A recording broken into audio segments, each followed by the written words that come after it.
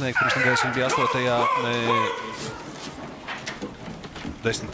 vietā. Nu, varbūt būs arī 10.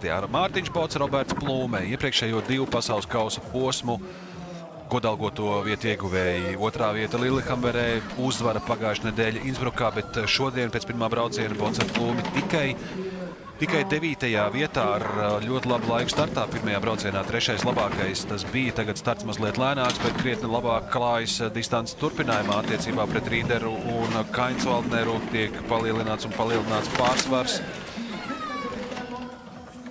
0,36 sekundes, ātrums tāds kā labākajām ekipāžām 2. braucienā, un finišā Bots ar Plūmi 41,92.